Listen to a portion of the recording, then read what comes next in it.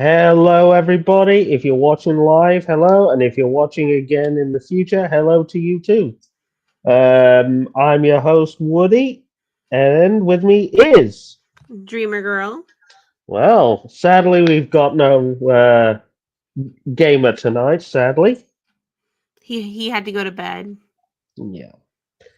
But today, me and Dreamer thought we'd discuss the interesting world of the book economy. Or as we like to Well, fondly call it, the circular economy. yes, but let me explain.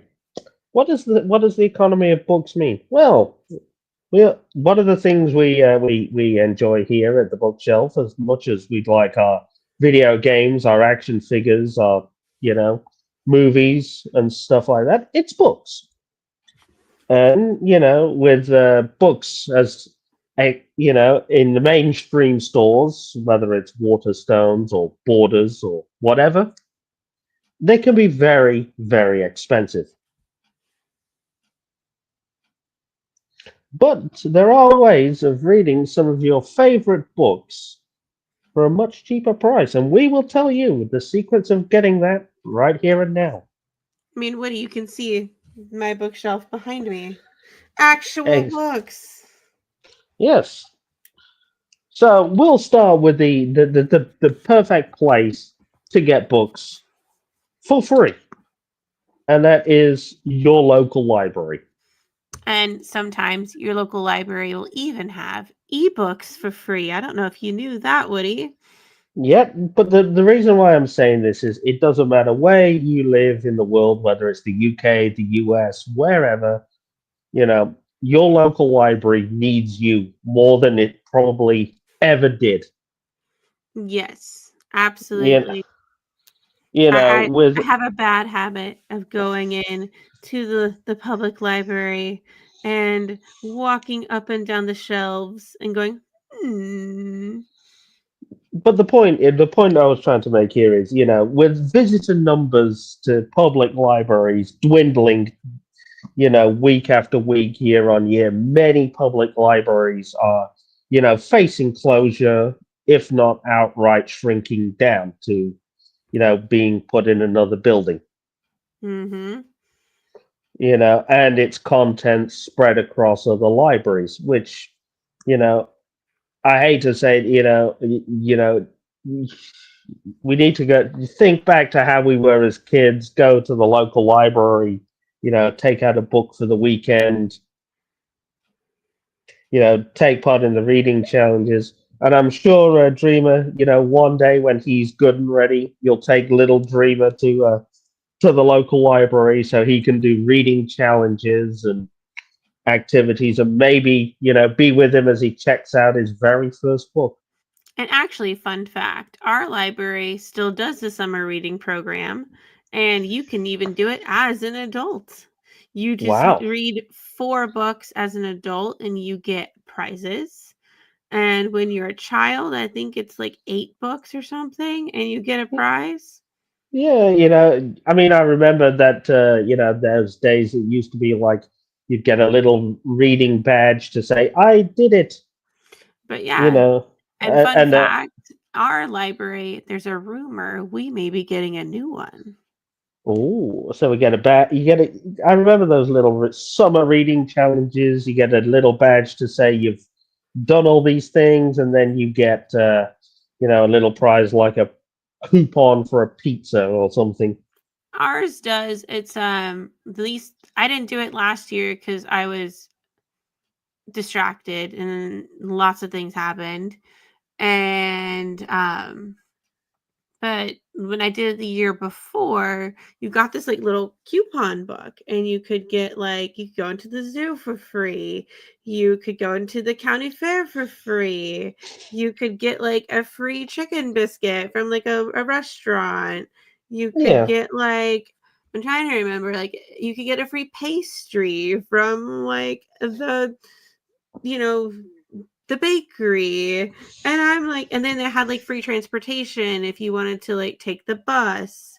And I'm sitting here hmm like, this is like literally the coolest thing that like even hmm adults can do it. And the thing is, these the public library, they will also, reserve books for you if there's a book you want to Mhm. read, but somebody else is reading it right now. So Yep. you can be first. So they'll ring you, contact you, and say, "Oh, Dreamer, that Nora Roberts book you've been wanting to read.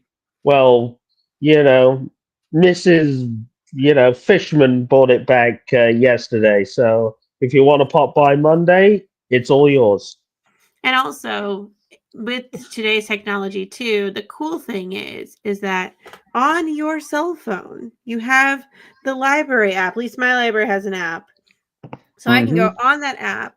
I can literally see all the things I have checked out, whether it's through Libby or through pretty much anything, like Hmm. physical, Libby, whatever.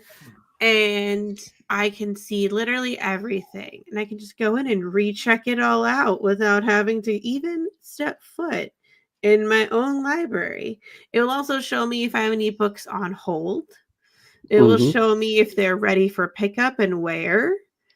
And Hmm. it's like literally like the coolest thing ever. So then, say I do have a Nora Roberts book on hold, which I don't, but say I did, and it was in transit, it would show me that it was in transit.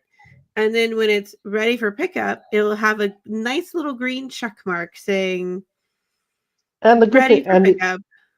and the other good thing is if a book you particularly want is not in your library, but is maybe in another library, in the next town over, they can, bring it Now, over to you. now mine can't do that. It can only do it within the different branches of our library because our libraries are so huge. Hmm. But Mr. Dreamer's job, he can go to the library where he works and he can do that. Yeah. So, and one other good thing about the library, your local public library is that sometimes they also have book sales there. And Hmm. more often than not, you can actually get books there for, 20 cents, 10 cents. Maybe not as cheap as before, but you could probably pay probably about five, maybe like five or under. Yeah, but the point is, these are library copies of books Hmm. that you can, that they're no longer wanting and are probably, they're trying to obviously save them from being thrown in the trash. Yep. I And, actually saw one at my library. What was it, 3 weeks ago? yeah. Well, it wasn't my So, library. It's the one by my mom's house because I went to that one because it has a better selection. but that's the point, whether you can get it for free or whether you just hang fire just that little bit longer, maybe you can get it for very cheap. The other really cool thing about the circular economy is they have so many websites you can order books off of for almost nothing. Yeah, a good one I like to use is obviously World of Books. And it's all your fault, Woody. I now literally go and I look at World of Books, and Mr. Dreamer's like, you don't need it. And I'm like, but I have a whole shelf on my bookshelf that is literally empty and screaming, fill me, fill me. Now, the good thing about World of Books, though, is that again, World of Books are a book recyclers. You can also, They're I think, I saw where you uh, can like sell your books on there too. yeah, the whole idea of World of Books, it started as these students' idea of, you know, going to places that were literally throwing out old books that they could no longer sell for whatever reason. They just collected them all up and then sold them on this website for, literally pennies on the dollar. And, people snapped it up. And, and then it's just spiraled out of there. Now they sell, whether it's the latest bestsellers for, a bit cheaper than what the retail price is Hmm. Waterstones or Borders or whatever your big, major chain bookstore is. Or you can find some older books, that they have this permanent 4 for 3 deal. You basically, how that deal works for folks who have never done it, you pay for 3 books, you get a 4th one as long as it's under, I think if I remember correctly, as long as it's under like $10. Yeah, they have like this section of £3.50, $3.50, $3.50 books. You're like, oh, I'll have 4 of those. One of those, you've only paid for 3, but you're getting then, 4 books. Yeah, then like that 4th book, say you picked a 4th one that was like $2.99. That $2.99 book is now free. And that's a great way, and then obviously the danger is because you have to buy multiples of 4. Next thing that's like, well, that 4 becomes 8, that 8 becomes 12. I will say I did buy 6 of them at one point, and I spent like 30 something dollars, and I have always wanted UK editions of books. Like always had that. It was like a pipe dream that I figured would never happen. And I ended up getting 2 UK editions of books, and it was literally the coolest thing ever. And I walked around thinking I was the coolest person ever. And you think, Dreamer, there, if you'd have gone in with that $35 to Barnes and Noble, Oh, you wouldn't get very many, you'd have maybe got two books. if even that. You're coming out with a book or two at the very most. I went to Barnes and Noble, what was it, like 2 months ago? To spend a gift card. Yeah, I had a gift card from Christmas that I was like, if I don't use it now, I'm gonna lose it.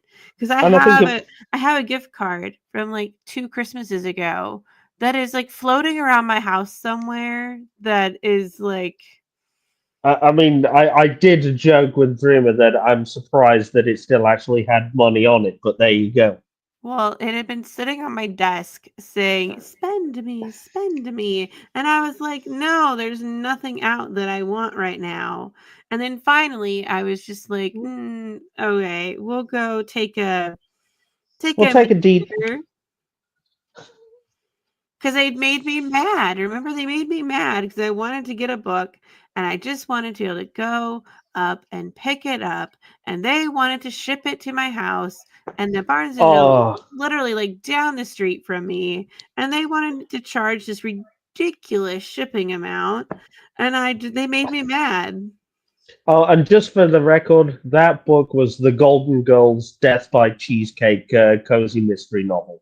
Yep, that I ended up getting on Audible because Barnes and Noble made me mad. So when Barnes and Noble makes me mad, I take my business other places. So me and you are literally the same. We both got the Death by Cheesecake novel on Audible, which we'll listen to. And no, I'm saying this for the record. You can use this in a court of law against me, Dreamer. Should it ever need to arise, I will never use that Death by Cheesecake to fall asleep to. And the only reason that is because I don't want to miss a single beat of that story. I actually started it, and like within the first, I'd say 10-15 minutes, I was giggling like a little schoolgirl. So there you go. You have that on record, Dreamer. I'm not going to fall asleep to Death by Cheesecake. So what are you going to do? Listen to it while you're walking to work? Exactly. That way, because I don't want to miss any of the story beats. I don't want to, fall asleep, because that book's like, 8 hours? If I put it on, fall asleep, even if I sleep for 6 hours, I've still missed most of the story. Exactly. But yeah. And I will say this, Audible, is another good way to do things because granted you have to pay for a subscription, but it's still relatively cheaper than going and like buying hundreds of books from Barnes and Noble. But the other thing about that is, we'll finish your story, and then we'll get to Audible. So you have this gift card. I think it was what, $25? I think it's like 25. And when I went in, the last time I'd been in, most paperback books were about $15. And then when I was looking at them at that point, now they're like $18 a piece. And I'm like, oh my goodness. I could go to the used bookstore and pick up like 5 books and pay like maybe $18 or less. And I don't know if Hmm. it's because I've gotten old or because I've gotten cynical. But when I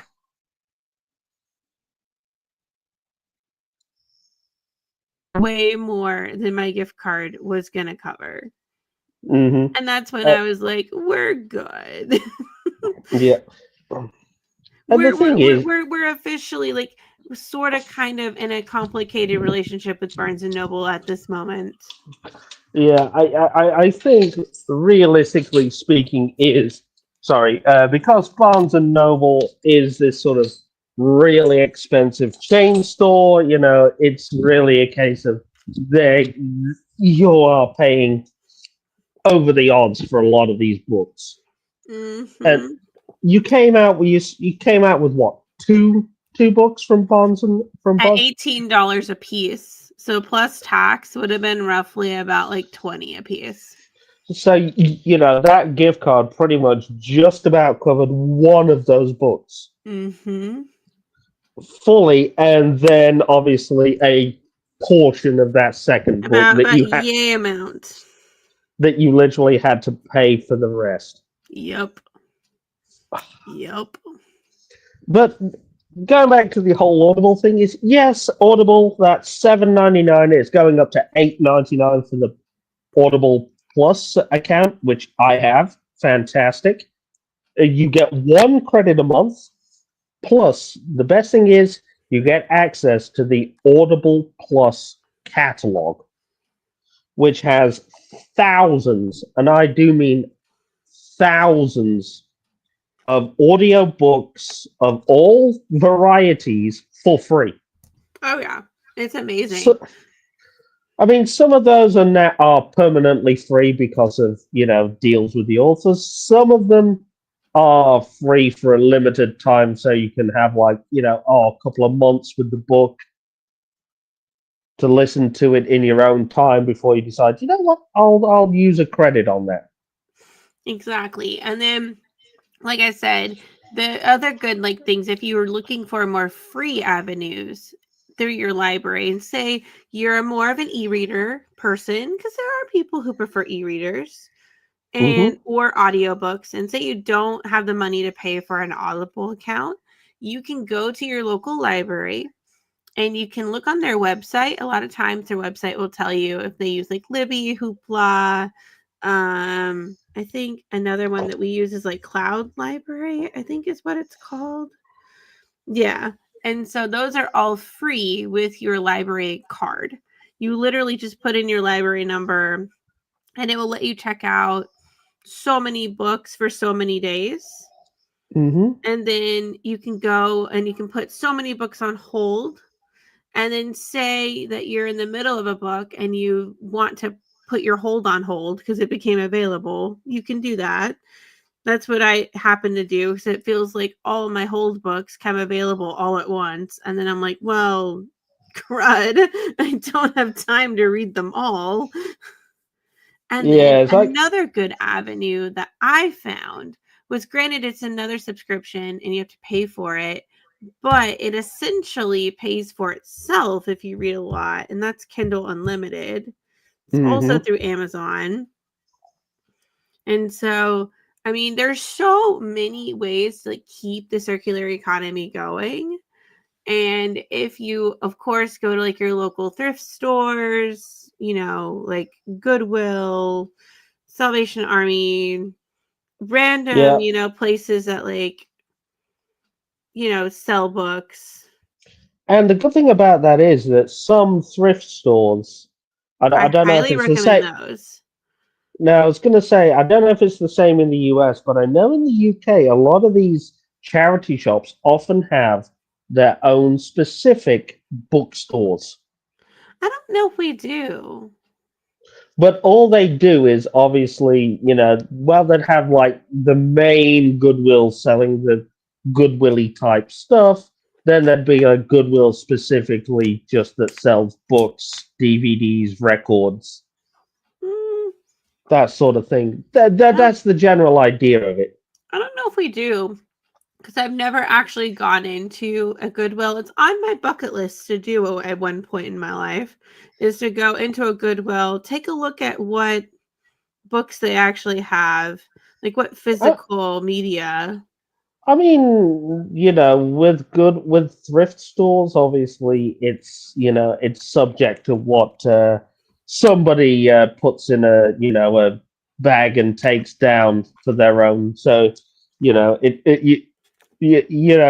bookshelf might not appeal to the average Joe, but there might be something in there that might appeal to somebody. Maybe the Harry Potters. Mm, well,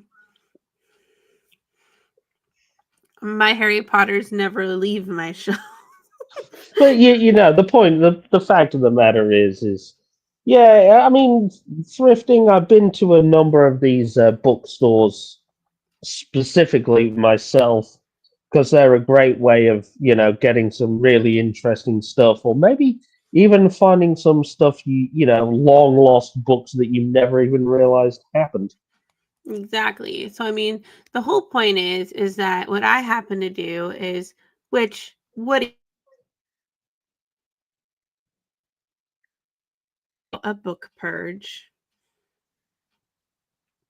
where I do may the odds be ever in your favor, to quote the Hunger Games. Yeah, we've jokingly referred to it as Dreamer's Book Hunger Games. May And the odds, we get Dreamer a book. May the odds forever be in its favor.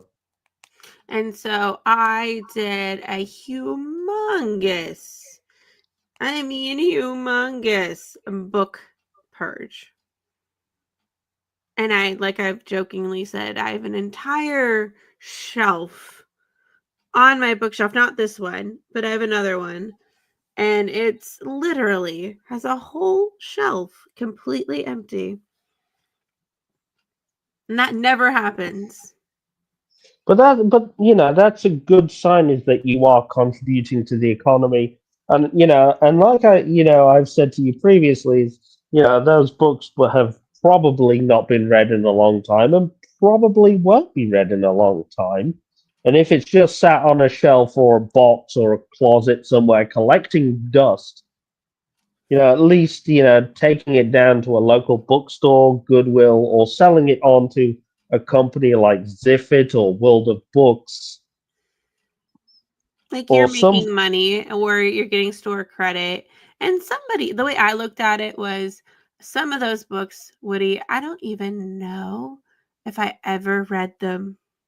No, that's what I mean. And I'm sure somebody will probably get a bit of enjoyment out of that Nora Roberts that you sent that failed the book Hunger Games and, has now been sent off to book purgatory. Actually, fun fact that Nora Roberts is now at my.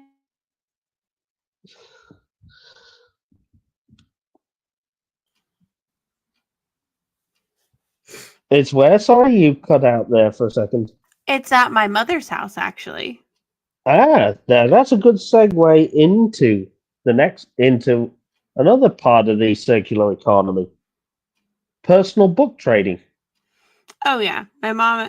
When I did my purge, before I took them to the local bookstore, I had my mom come over, and I said, "Hey, mom, like, take a look. There could be something in there you might enjoy." And what do you know? She walked off with like a Nora Roberts, and I think she walked off with something else. I can't remember what it was. And I said, if you don't like it, then pass it along. Yeah, you see, interpersonal book trading, that's a good way because we all have family and friends that read a book over summer or read a book over a period and they'll go, oh, hey, Dreamer, I read this book. I got this book. It's a really good book. Do you want to borrow my copy? Absolutely. I have a friend who does that with me. She'll be like, I read this book. I liked it, but I'm passing it along to you. Or they'll be like, I have this extra copy. Would you like it? And I'm like, sure. Why not? Because, and it's a good way of keeping a book going around, and passing it from hand to hand. Mm-hmm. And Because, then I do that with you you. think that book of that Nora Roberts book your mother took away, she'll probably one day be like, okay, I've read it, but she'll probably know someone will say, oh, hey, I'm sure you'll like this. That's how I thought. And I And then, mean,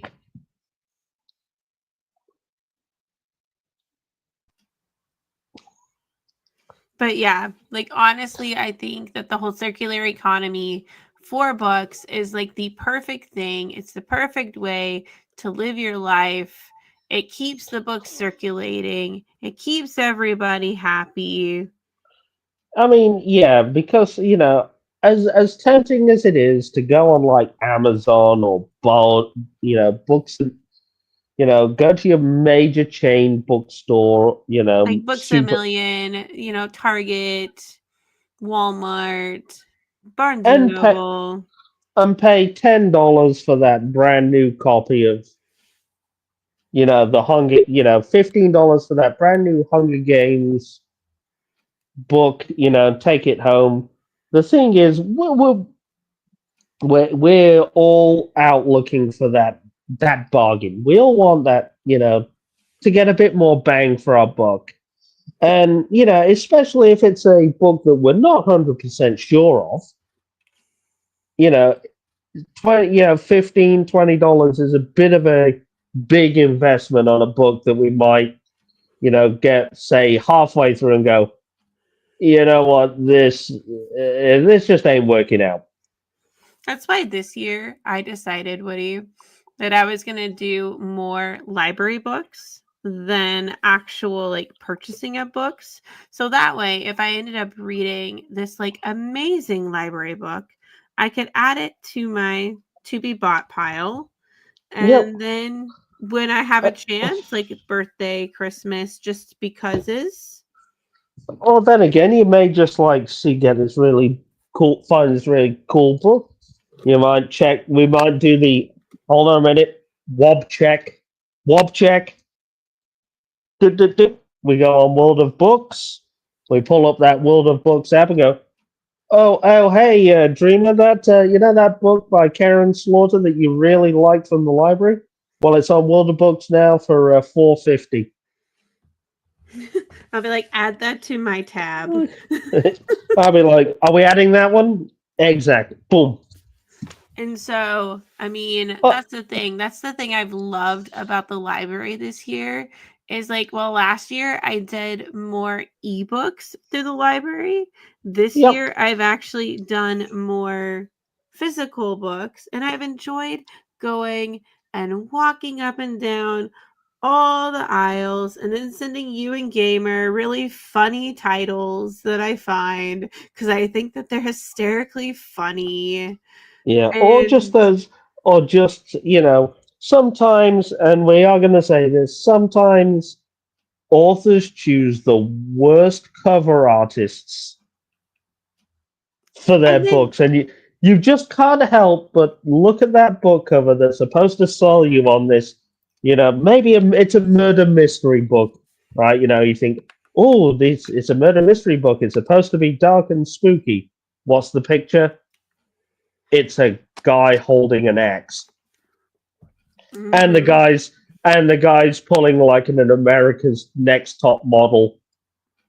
Or do we remember strikers, don't we? Oh, yes, the book cover that you showed me, where it was like this score. this hand-drawn artwork of a football field with, or soccer if you're American, with the scoreboard in the background with, a score on the book. And it was purple and it was beautiful. It was pretty. And then limited. And it's of this like half naked man who looked, I hate to say this, it sounds so mean, but the guy looked constipated. It's because he was doing his best model smolder face right at the camera. And don't tell me that you didn't think he looked constipated too. Yeah. Yeah, we've all been there. We've all been, whether it's at the library or in the store, browsing the books. You've gone to look at the book cover, and you've seen the terrible book cover art, or maybe the model on the cover didn't fit, and you think to yourself, why oh why did And then, that's part of the economy too, because when you're looking at books, whether it be from the library, Kindle Unlimited, Audible, you're at the store, you're literally looking at this cover and you're like, who on earth read this book? And then you're just like, what were they thinking? But then when you read the back of the book, I don't know about you, Woody, but when I get a book, of course you look at the cover. Like, we're human. We have two eyeballs we can see. And the whole idea of the cover, Dreamer, let's be real, is to sell you on the premise. And so then what I do is if it's, obviously a paperback, I flip it over and I read the little, what is it, like 5-minute blurb. Yeah, And that then gives I'm you a like, brief. and then I'll sit there and go, maybe. Because it was like, what I forget the name of the title, but I think it was something like The Girls in the Cabin or something along those lines. Mhm. And the cover art was like, oh look, it's dark. There's this really dingy cabin on the cover with a dim light in the window, and you're like, ooh, okay, that sells me. And then you read the back. Sometimes you can be that person who like the cover sells you, but then you read the little blurb and you're like, Yeah, nah. but the point I was making there, Dreamer, is that cover is like, okay, so it's a murder mystery about some girls who go missing and they're being killed by this guy, and he's stashing their bodies in this cabin or in this shed. It's like, okay, that sells me. That fits the theme. Well, the books that you got me, to Yeah, be part of the economy. Like yeah. you showed me the covers and I was like, yes. 1,000 times yes. hmm Like I But need those. But even when you like looking at those X-Files anthologies, the images, yes, they may have been stock X-Files photos, but they fit the theme. They do. And I mean, when a book does that, that is fantastic. Yeah, it's like that first one, the first book in the series I said to you, Trust No One. It's that nice X-Files logo. It's got the author's name underneath, and then you've got that nice grayscale photo of Mulder and Scully looking off into the distance. It's actually sitting on my book cart. Yes, people, you heard correctly. I have a book cart. I joined the book talkers and booktubers this year, and it's actually been a lot of fun. Like I didn't realize how much fun it would be to take books off my bookshelf and go, which books would I like to read this year? Yeah, and the thing is, it's actually been rather fantastic, seeing you taking part in the economy and doing your little bit to help the economy that little bit more. Yep, and see the point of my book cart was to actually help with the economy because I figured if I read it and I didn't like it, then it left my house right away.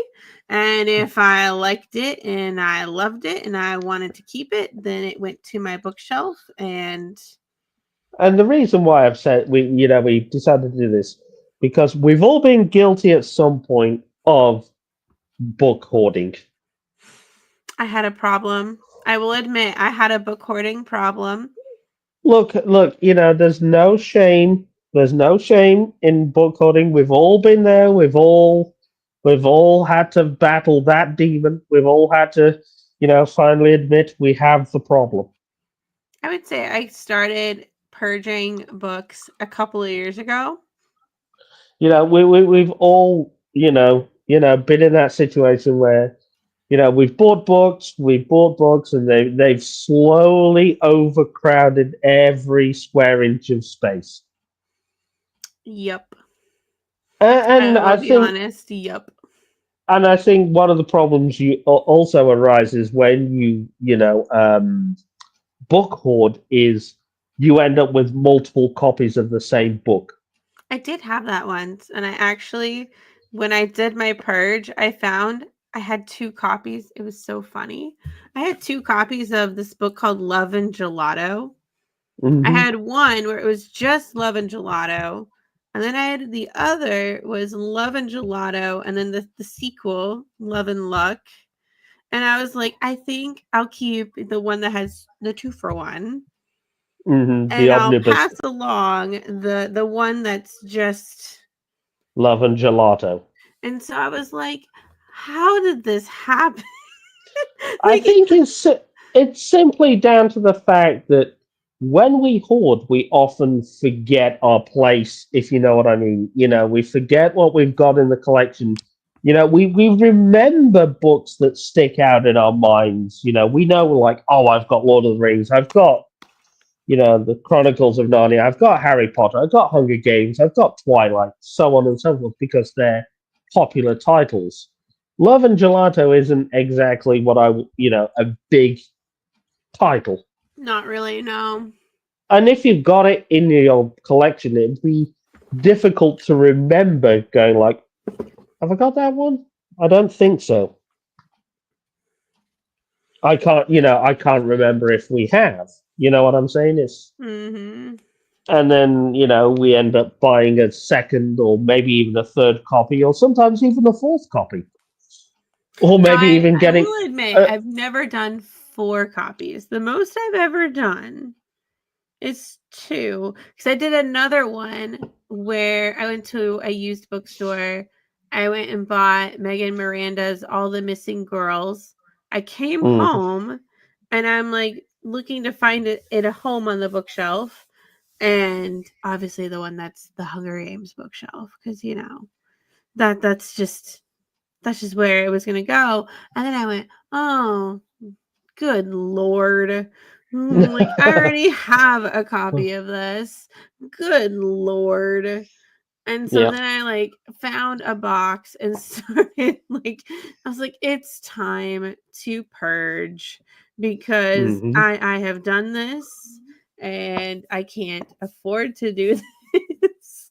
So it's time to Hunger Games it and may the Yeah. odds be ever in your favor books. And then when you're done, you feel so light because you're looking at your bookshelf and where it was like over full, there's no room to see everything that you had.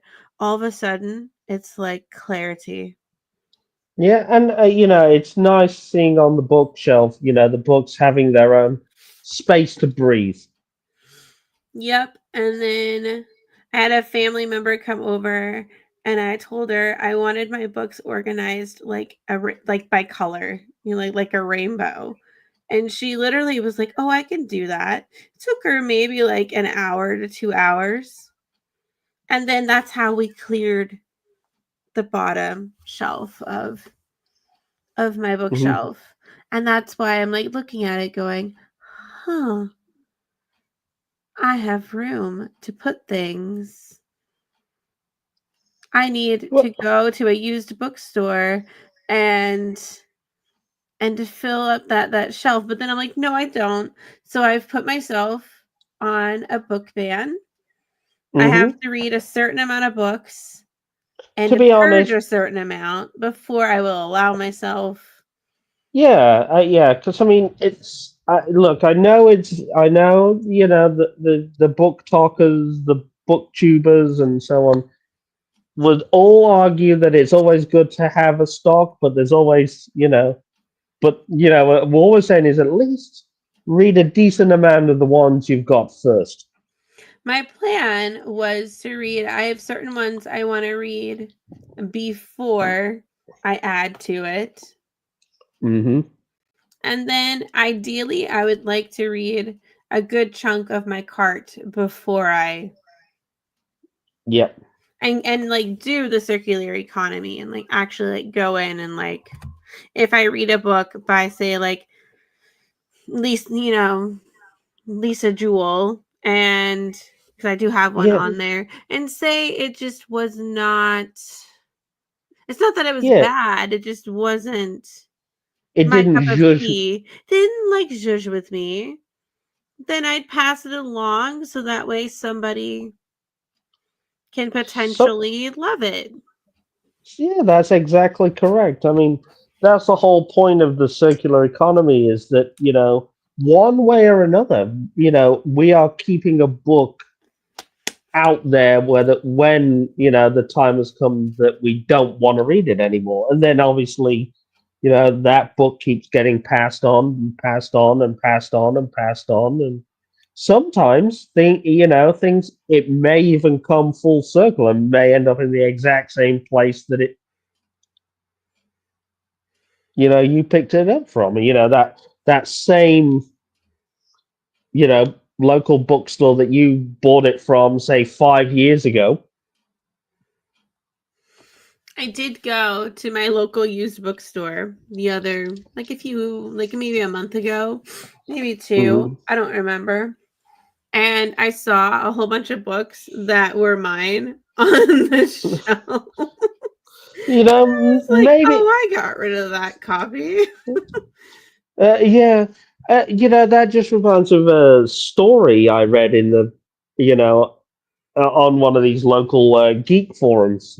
There was a guy that went to one of these toy fairs, found a bunch of old comic book annuals like He-Man and Transformers books for sale, and when he went to go look at them, he opened it up, and on the flyleaf, on some of those kids' books, it says, "This book belongs to."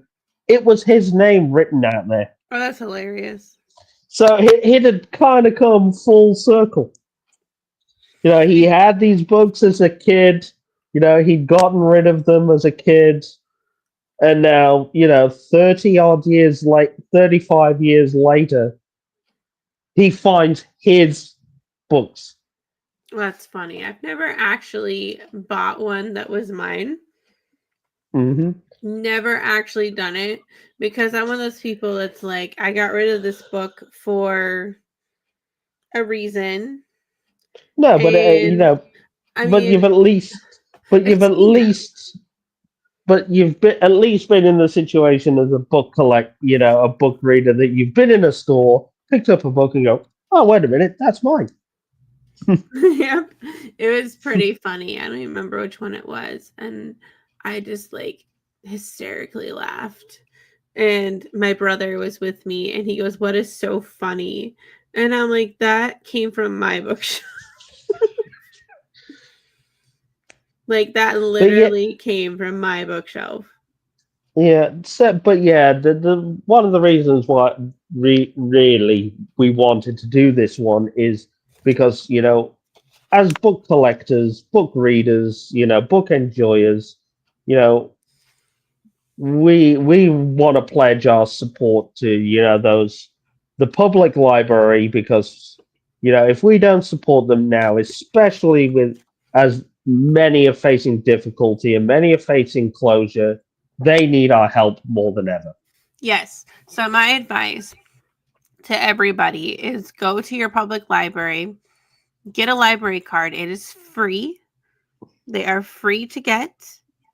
And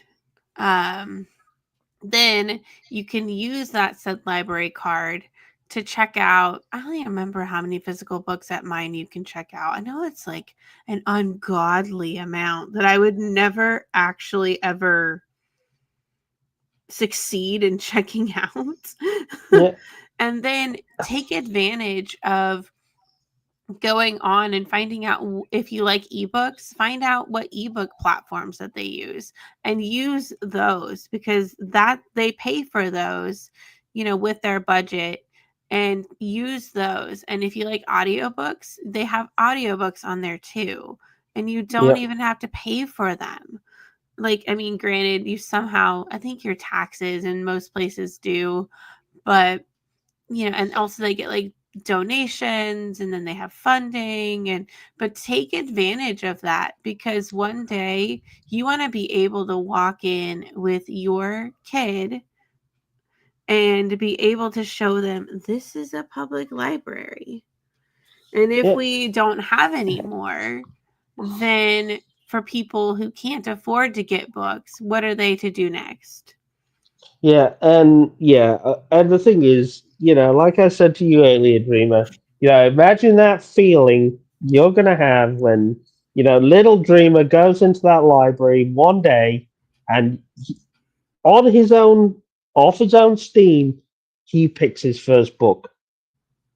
He is walking up and down those racks by himself. He's checking them out, and he goes, "I want this one." Exactly. And that's a feeling that I want to be able to continue to like think that one day I'll be able to do that.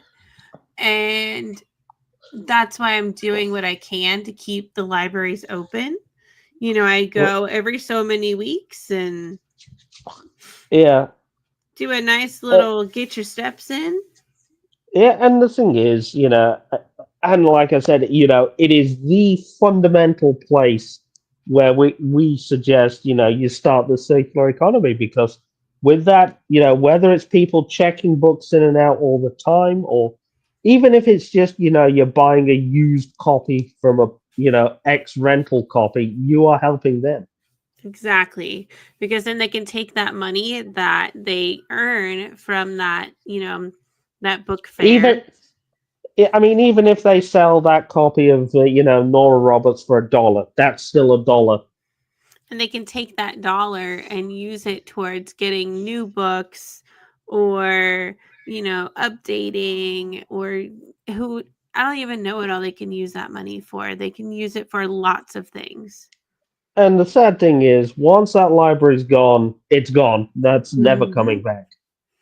And That's you've correct. just lost a great, a useful tool in your local community. Hmm. And And it's the been second really helpful.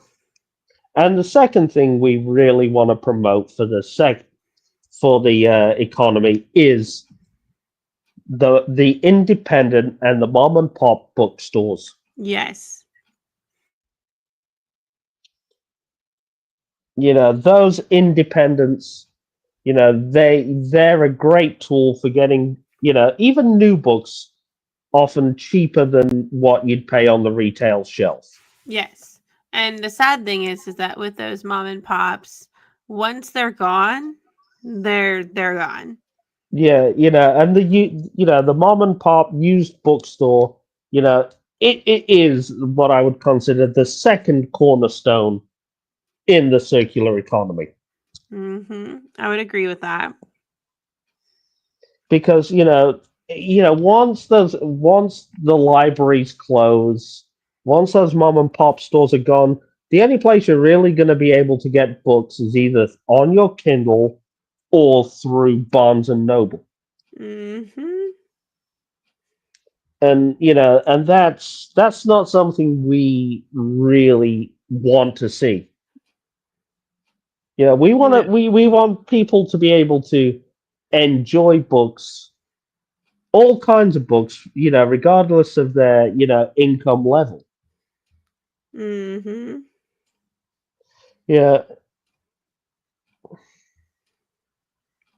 Yeah, and we want, the next generation to have those same feelings, those same enjoyment and such that we had growing up and reading, and going to the library, going to the used bookstore.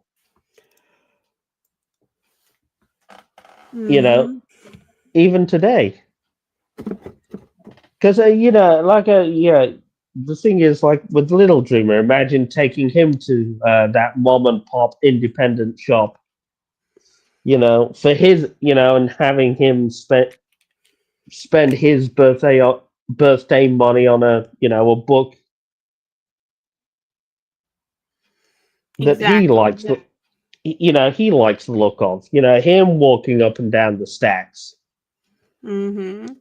him picking books off the shelf, looking through them, looking at the pictures, going, do I like this? Do I like it? Do I like it? Maybe, I can imagine you'd be proud. It'd be a proud mommy moment when he's got his first armful of books. Yes. And I mean, that's the thing is we want to keep those places open as well. And, Yeah. we understand that like times are tough at this time and that, money is tighter than it used to be and Hmm. that, with everything going on in the world, it's kind of a scary And place. And I mean, so and my with that advice is and yeah, the dreaded tariff. the dreaded T word that's around going around right now in the news. Mhm. I mean, my advice is, take advantage of, say you have friends who are, giant readers. Go to them and be like, hey, can I borrow a book? That's another way to do circular economy. Or be like, hey, you know, let's go to Yeah. the library today and go to your local library. Go to So your that local mom and pop, used bookstore. Go to a thrift store. go to a garage sale. Go. I will have to admit, I have gotten some books from a garage sale before. That see there. And again, garage sale. A lot of people will just sell, books on the shelf for again pennies on the dollar. I Because think when I did it, like somebody sold, oh, I think I bought one book for like, I think when I looked at the back, it was normally like a 12 to like $15 book. And then I think I bought another one for like 50 cents. yeah, exactly. So you paid what, $1 and you got two $15 books. I paid like 75 because one was 25 and one was 50. Yeah, but the thing is, you paid less than $1 and got two books. Exactly. I think the other one, when I looked at it, it was a good like I think like 15 to $18 book. And I was like, you're selling this for 25 cents? Like, okay, not gonna question you. Exactly. But I mean, but then they've contributed to the circular economy. They've just made 25 cents. You've got two books. You're going to read them, and then obviously when you're done with them, you're going to, sell them or pass them along to the next person.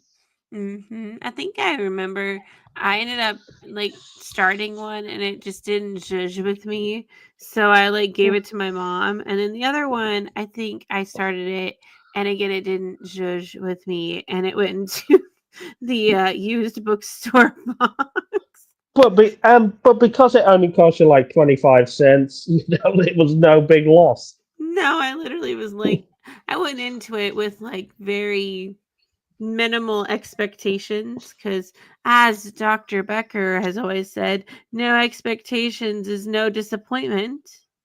Exactly. Also, I see you up there, those three people. Hello to you. Oh, we have 3 people watching us. How awesome. Awesome. Hopefully you're enjoying our top tips on how to, enjoy your book reading for free or extremely cheap. Yes, we hope that you are enjoying and if you have any places that you would recommend, absolutely let us know. Yeah. Yeah, exactly. And that, that's really, I think, the final point we got to make is, please, visit your local library, get a library card, and remember, remember, Arthur had an episode. on getting Mhm. a library card. Yes.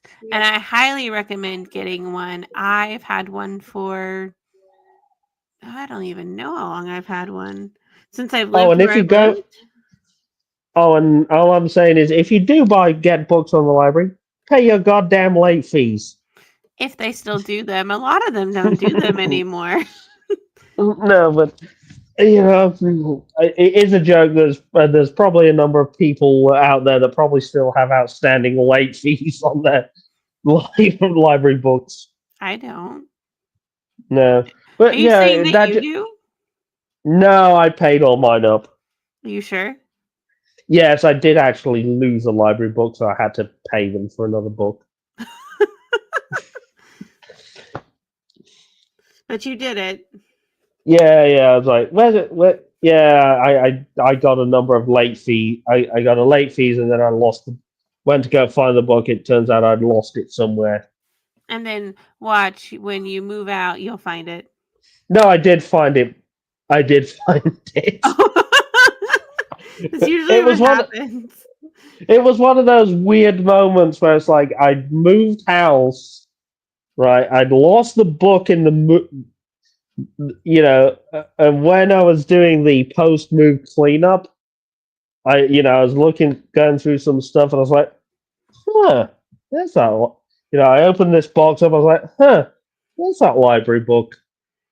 Oh, that's hilarious. I did return it in the end. I did. They probably were like, oh, now we have 2 copies.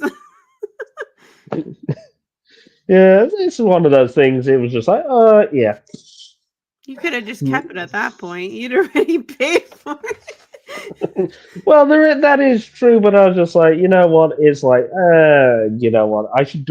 No, I thought I was doing the right thing by saying, oh, I found this copy. Yeah, at the library.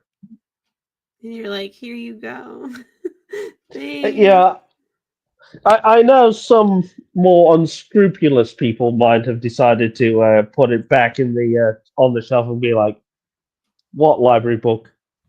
I probably would have returned it too, to be completely honest. Yeah, I probably would I have been decided. like, I know you've probably replaced it by now, but now you Yeah, have multiple copies of this book.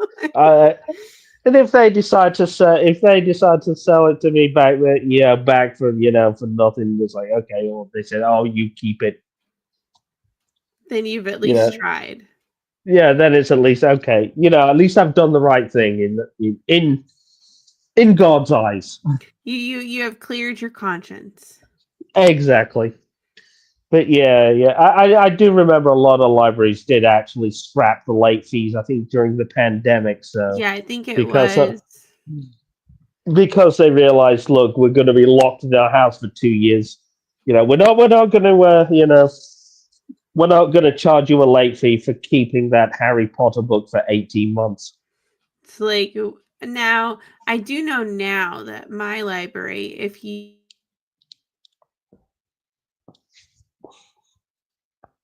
is and it won't like charge you for like as if you lost the book. Mm-hmm. Where now they'll do that. At least at my library, they will. Yeah.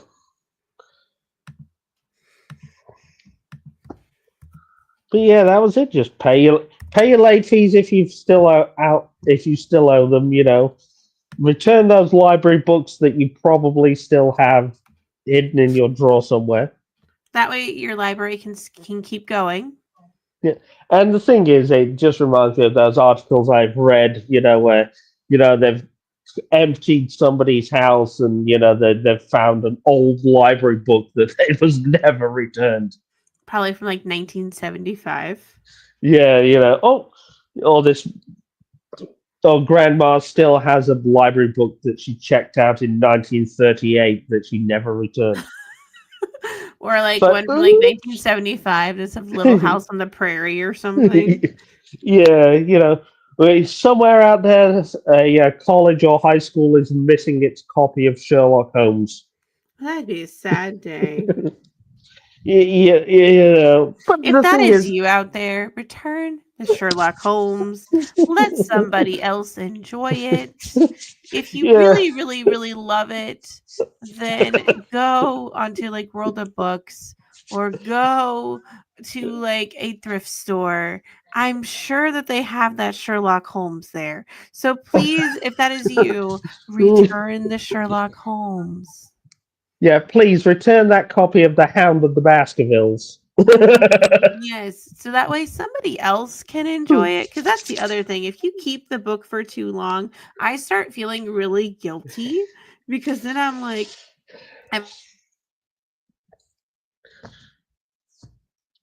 else could enjoy it. Yeah, but I mean, I suppose we've all been there at some point. We've been a high school student or a college student. We've all borrowed a book from the college campus library and either just forgotten all about it and it's just rotting in a drawer somewhere. A box. Yeah, and it's just completely forgotten about. And then obviously that person has left the college campus or the high school, and they've still got that copy of Romeo and Juliet from they swiped from their Well, school the fun library. thing now is now they won't let you graduate if you don't have like they won't give you they'll hold your diploma until you actually either pay the fine or return the item. Yeah, but back in like the 70s, the 80s, 90s, and into the 2000s, a lot of it was really just done, with a piece of paper that was stamped. Man, those were the days. It was quite interesting though, reading those library books and having a look at those little tickets on the front of the book to see how many times that book had been loaned out, when it had been loaned out, and Who had checked it out? and you look at like back then, you see that copy of say Sherlock Holmes' Hand of the Baskervilles had been checked out regularly since like 1978, But and see you'll now they'll actually like I know this because I graduated college like 10 years ago. 10 years. wow, And they will like contact you via email and they'll say you have this material checked out. You will not get your diploma until you return it. Like like yeah, like return it now and we'll give you your diploma. And they'll like put it on with like your fees that you owe, and yeah. then they'll tell you you're naughty because you did not return your book. You stole that copy of Romeo and Juliet for your English class. So now you need to return it. And I think when I did it through high school, it was the same way. Like you could not actually like graduate if you Yeah, didn't turn it in. And because that was like almost 20 years ago. yeah, because I mean, I remember in my high school, there was no real way of knowing, who had what, getting in contact with them today, like there is today. Because Mhm. when I was in my high school library, I'd check out that copy of Romeo and Juliet for English class. All it would do is, it would be stamped, it will be logged on a piece of paper in the librarian's office. Yeah. The thing is, with those paper things, it gets lost, forgotten about. And there's just a guy, next thing you know, I'm a guy that's probably is still got his high school's copy of Romeo and Juliet in a box. Possibly. That is very possible. But yeah. But I mean, overall, I mean, if you have other ways of contributing to the economy, let us know in the comments. Let us know if Yeah. there's something that we missed because, I'm all for learning new ways of contributing to the book economy because I do I mean, tribute. I think the one final point I want to make is Yes, Kindle Amazon does have a good way of digitally, contributing, but it doesn't really contribute enough, in my opinion. No, Kindle Unlimited is more like it's Because I mean, yes, you can read that Nora Roberts or Lisa Jewell for free on your Kindle, but then once you've read it, there's that's it. yep. But then the good thing is you can then say to your friend, "Hey, I read this, Lisa Jewell. It was called blah blah blah. You should go read it," and then they'll go grab Yeah, it. yeah. But you know what I mean. Unlike say World of Books, where you buy your 12 books, you read them, you either sell them back to World of Books or you take them to your local bookstore and sell them there, Mm-hmm. or you take them to Salvation Army and say, "Oh, hey, I've got this bag of Nora Roberts books." I love how you keep saying Nora Roberts books as if I have like a legit problem. You do. I do not. I feel attacked all of a sudden. No, I've told you before. You're officially banned from reading Nora Roberts. I'll do what I want. You don't control me. But no, That's it's. that's Mr. Dreamer. Oh wait, I don't really listen to him very well But either. you know what I mean. It's like I got this bag full of books here. Do with them as you wish. Yep.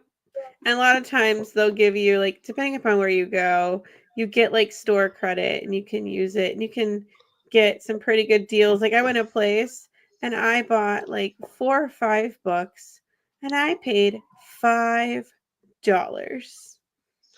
And the good, yeah, and that's a good way, of keeping things going. And I mean, even if you donate them to the Salvation Army, at least you're doing your little bit for them. Yes, because they need help too, and so do other like agencies like in your own town or country or Or maybe even, if your library is begging for help, you could always donate your copies to them. you can see if that's possible. Yes. Because I know some libraries they do take donations, Yeah, I think that they do. especially it could be a good way of replacing those well-read copies that are falling to pieces, or the copies of books that are probably got left behind at the hotel. There's also another way I thought of too. They have these things. I don't know if they have them in the UK. They're called a little free library. Like people can buy them, put them in front of their home, and then you Ah, stock them full of books. And then people, yes, the rule is you take one, you put one. So like yeah, however many you take, you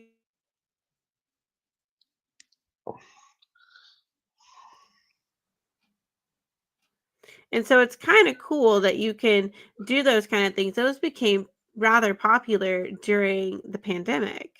yeah, they were very popular over here in the UK, especially during the pandemic, because you could basically buy a little freestanding bookshelf that was cheap from from Home Depot or whatever it is. Mhm. You spend what, $10 on a book, on a little bookshelf. And then you You like you close it up. you put it you put a selection of books in, and you know you put a selection of books in. People come and go. They check books out. They hand it. Like what I'm talking about is called a little free library. So it was like Yeah, this thing that's closed and it had like a door and you can open it and then yeah, you yeah. put like There's literally one near me at the end of my street. I always have a every time I walk past it, I have a look. it's like the coolest thing that they do that. I have a quick look in. I would say, "Oh, is there any interesting books?" Oh, no, not today. But I mean, that's one other way I got to thinking of. That's another way of contributing to the circular economy. Because not only are you helping your neighborhood or your, you know, part Yeah, of the world, you're helping people who like you've purchased that book, you loved it, you went and you stuck it in that little free library. yeah, Somebody else yeah, gets to enjoy it, and then in their turn, they place a book in there, and then somebody else places a book in there, and it's literally yeah. It goes round and round and round and round. Yeah, that's a good one. I hadn't thought about that, but yeah, book trading. Yeah, that's a good way. mhm. It's book trading without it being book trading because you don't know who's going to come and Yeah, grab, but say, your copy of Sherlock Holmes, yeah, and then but in you place they could put in like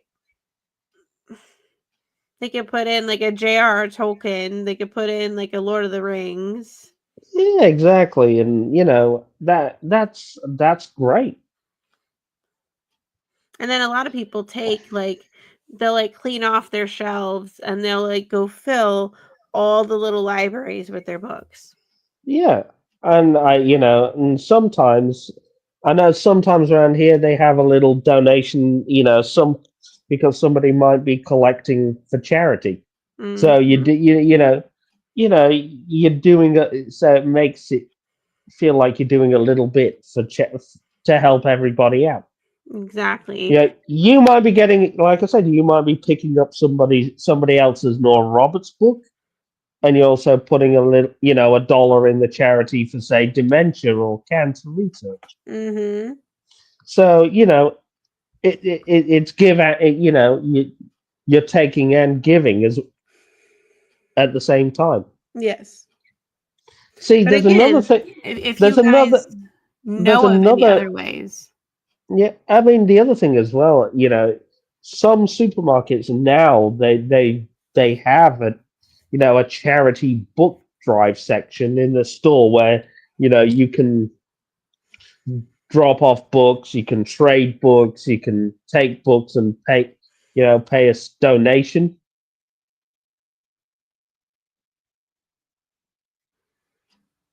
So that's something I also have a look at as well. Mhm.